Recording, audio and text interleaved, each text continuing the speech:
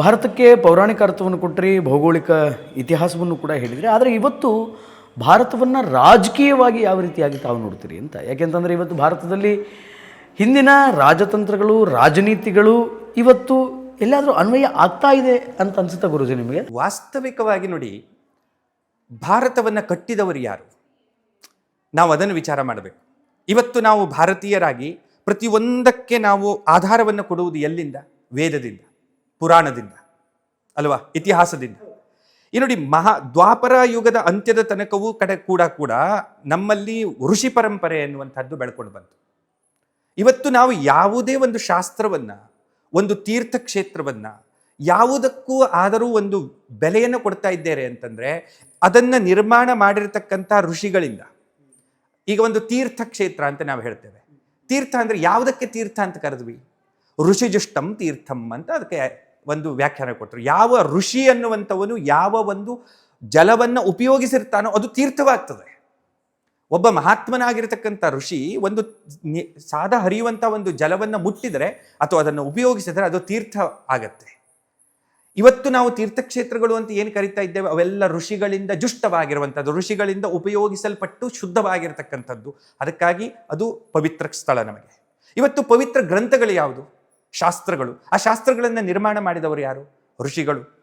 ನಮ್ಮ ಪುರಾಣಗಳು, ಅದನ್ನು ಬರೆದವರು ಯಾರು? ವೇದವ್ಯಾಸ ಮಹರ್ಷಿಗಳು ಮತ್ತು ಅವರ ಪರಂಪರೆಯವರು. ನಮ್ಮ ವೇದಗಳನ್ನು ದೃಷ್ಟಿಸಿಕೊಂಡಂಥವರು ಯಾರು? ಋಷಿಗಳು. ವಿಶ್ವಾಮಿತ್ರಾದಿ, ವಸಿಷ್ಠ, ಅತ್ರಿ ಇತ್ಯಾದಿ ಮಹರ್ಷಿಗಳು. ಅಂದ್ರೆ ನಮ್ಮ ಭಾರತದ ಮೂಲವನ್ನ ನಿರ್ಮಾಣ ಮಾಡಿರ್ತಕ್ಕಂಥವ್ರು ಋಷಿಗಳು. ಈ ಋಷಿಗಳ ಒಂದು ಜ್ಞಾನಕ್ಕೆ ಎಲ್ಲೆ ಅನ್ನುವಂಥದ್ದಿಲ್ಲ. ಇವತ್ತಿನ ಏನು ಕ್ವಾಂಟಮ್ ಸೈನ್ಸ್ ಕೂಡ ಅದನ್ನ, ಕಂಪ್ಯೂಟರ್ ಕೂಡ ಅದನ್ನ ಭೇದಿಸ್ಲಿಕ್ಕೆ ಸಾಧ್ಯ ಇಲ್ಲ, ಮಾಡ್ಲಿಕ್ಕೆ ಸಾಧ್ಯ ಇಲ್ಲ. ಇವತ್ತಿನ AI ಕೂಡ ಅವರ ಮನಸ್ಸಿನ ಮುಂದೆ, ಅವರ ಶಕ್ತಿಯ ಮುಂದೆ ಏನೂ ಅಲ್ಲ. ಯಾಕೆ ಅಂದ್ರೆ ನಾವು ಇವತ್ತು ಋಗ್ವೇದ ಇರಬಹುದು, ಯಜುರ್ವೇದ ಸಂಹಿತೆಗಳನ್ನು ತೆಗೆದುಕೊಂಡ್ರೆ ಆ ಯಜುರ್ವೇದ ಋಗ್ವೇದ ಸಂಹಿತೆಗಳಲ್ಲಿ ಇಡೀ ಬ್ರಹ್ಮಾಂಡವನ್ನ ಚಿತ್ರಿಸ್ತಾರೆ. ಇವತ್ತು ನಮಗೆ ದೊಡ್ಡ ದೊಡ್ಡ ಟೆಲಿಸ್ಕೋಪ್ಗಳನ್ನು ಹಾಕಿಕೊಂಡು ನೋಡಿದರೂ ಕೂಡ ಯಾವ ಒಂದು ಬ್ರಹ್ಮಾಂಡವನ್ನ ಪೂರ್ಣವಾಗಿ ನೋಡ್ಲಿಕ್ಕೆ ಸಾಧ್ಯ ಇಲ್ಲ. ಇವತ್ತು ನಮ್ಮ ಸೈನ್ಸ್ ನೋಡಿರುವಂಥದ್ದೇನು? ನಮ್ಮ ಸೌರಮಂಡಲ ನೋಡಿದೆ, ಆಮೇಲೆ ಮಿಲ್ಕಿ ವೇಯ ಕೆಲವು ಭಾಗಗಳನ್ನು ನೋಡಿದೆ. ಸಂಪೂರ್ಣ ಮಿಲ್ಕಿ ವೇಯನ್ನು ಇನ್ನೂ ಕೂಡ ನಮ್ಮ ಹತ್ರ ಕ್ಯಾಪ್ಚರ್ ಮಾಡ್ಲಿಕ್ಕೆ ಆಗಲಿಲ್ಲ. ಆದರೆ ಒಬ್ಬ ಋಷಿ, ಅದಕ್ಕೆ ಕ್ರಾಂತ ದೃಷ್ಟೋ ಋಷಿ ಅಂತ ಒಂದು ಮಾತು ಬರುತ್ತೆ. ಮಂತ್ರದೃಷ್ಟಾರೋ ಋಷಿ ಅನ್ನುವಂಥದ್ದು ಒಂದು ಮಾತಿದೆ, ಕ್ರಾಂತ ದೃಷ್ಟ ಋಷಿ ಅಂತನೂ ಒಂದು ಮಾತಿದೆ. ಕ್ರಾಂತ ಅಂತಂದ್ರೆ ಏನು? ಎಲ್ಲೆ ಇಲ್ಲದ ದೃಷ್ಟಿ ಇರುವವನು, ಬೌಂಡ್ರಿ ಇಲ್ಲ. ಋಷಿಯ ಒಂದು ಶಕ್ತಿಗೆ, ಋಷಿಯ ದೃಷ್ಟಿಗೆ, ಋಷಿಯ ಮನಸ್ಸಿನ ಶಕ್ತಿಗೆ ಅದಕ್ಕೆ ಒಂದು ಎಲ್ಲೆ ಅನ್ನುವಂಥದ್ದು ಇಲ್ಲ, ಬೇಲಿ ಇಲ್ಲ. ಅವನು ಏನನ್ನ ಕೂಡ ದೃಷ್ಟಿಸಿಕೊಳ್ಳಬಹುದು, ಏನನ್ನ ಕೂಡ ನೋಡಬಹುದು. ಅಂತಹ ಬುದ್ಧಿವಂತನಾಗಿರ್ತಕ್ಕಂಥ ಒಬ್ಬ ವ್ಯಕ್ತಿ ಆತ. ಅಂದ್ರೆ ತನ್ನ ಒಳಗೆ ಇಡೀ ಬ್ರಹ್ಮಾಂಡವನ್ನ ಕಂಡಂತಹ ವ್ಯಕ್ತಿ, ಬ್ರಹ್ಮಾಂಡವನ್ನ ತನ್ನ ದಿವ್ಯ ಶಕ್ತಿಯಿಂದ ನೋಡಿ ಸಾಕ್ಷಾತ್ಕರಿಸಿಕೊಂಡಂಥ ವ್ಯಕ್ತಿ. ಇಂತಹ ವ್ಯಕ್ತಿಗಳು ಭಾರತವನ್ನ ಕಟ್ಟಿದ್ರು. ಆ ಭಾರತದಲ್ಲಿ ಅವರು ಎಂದೂ ಕೂಡ ಈ ಪ್ರಜಾತಂತ್ರ ಅನ್ನುವ ವಿಷಯವನ್ನ ತಂದಿಲ್ಲ. ನೀವು ಯಾವುದೇ ಸ್ಮೃತಿಗಳನ್ನು ನೋಡಿ, ಇವತ್ತು 18 ಸ್ಮೃತಿಗಳಿದ್ದಾವೆ, 18 ಪುರಾಣಗಳಿದ್ದಾವೆ, 18 ಸಂಹಿತೆಗಳಿದ್ದಾವೆ, 18 ಧರ್ಮಸೂತ್ರಗಳಿದ್ದಾವೆ, ಚತುರ್ವೇದಗಳಿದ್ದಾವೆ, ಷಡ್ ದರ್ಶನಗಳಿದ್ದಾವೆ. ಇವೆಲ್ಲ ಗ್ರಂಥಗಳನ್ನ, ಭಾರತೀಯ ಸನಾತನ ಧರ್ಮದ ಗ್ರಂಥಗಳನ್ನು ತೆಗೆದು ನೋಡಿ, ಎಲ್ಲೂ ಕೂಡ ನಮಗೆ ಪ್ರಜಾತಂತ್ರದ ವಿಚಾರ ಬರೋದಿಲ್ಲ. ನಮ್ಮಲ್ಲಿ ಇರುವಂತಹದ್ದು ಹಿಂದೆ ನೋಡಿ, ರಾಮನಂತ ಮಹಾನ್ ರಾಜನಾದರು, ವಸಿಷ್ಠರಂತ ಉದಾತ್ತ ಋಷಿಗಳಾದರು, ವಿಶ್ವಾಮಿತ್ರರಂತ ಉದಾತ್ತ ವ್ಯಕ್ತಿಗಳಾದರು. ಇಡೀ ಜಗತ್ತನ್ನೇ, ವಸುದೈವ ಕುಟುಂಬಕಂ, ಇಡೀ ಜಗತ್ತೇ ನಮ್ಮ ಕುಟುಂಬ ಅಂತ ತಿಳಿದುಕೊಳ್ಳುವಷ್ಟರ ಮಟ್ಟಿಗೆ ವಿಶಾಲವಾದಂತಹ ಒಂದು ವಿಚಾರವನ್ನೇ ಇಟ್ಟುಕೊಂಡಂಥವರು. ಆಮೇಲೆ ಸಹನಾಭವತು ಸಹನೋಭುನಕ್ತು ಅಂತ ಹೇಳಿ ಎಲ್ಲರೂ ಕೂಡಿ ಬದುಕೋಣ ಅಂತ ಒಂದು ತಮ್ಮ ವಿಚಾರವನ್ನು ಮಂಡಿಸಿರ್ತಕ್ಕಂಥವ್ರು. ಆದರೆ ಅವರು ಎಂದೂ ಕೂಡ ಜಗತ್ತಿನಲ್ಲಿ ಪ್ರಜಾತಂತ್ರ ಬರಲಿ ಅಂತ ಹೇಳಲೇ ಇಲ್ಲ. ಯಾವ ಗ್ರಂಥದಲ್ಲಿಯೂ ಕೂಡ, ಭಾರತೀಯ ಯಾವ ಗ್ರಂಥದಲ್ಲಿಯೂ ಪ್ರಜಾತಂತ್ರ ಇಲ್ಲ. ನಮ್ಮಲ್ಲಿ ಹೇಳಿರುವಂತಹದ್ದೇನು? ಯಥಾ ರಾಜ ತಥಾ ಪ್ರಜಾ. ಅದೇ ಈಗ ಇವತ್ತಿನ ಅವಾಂತರಗಳಿಗೆ ಕಾರಣವಾಗಿರತಕ್ಕಂಥದ್ದು ಅದೇ.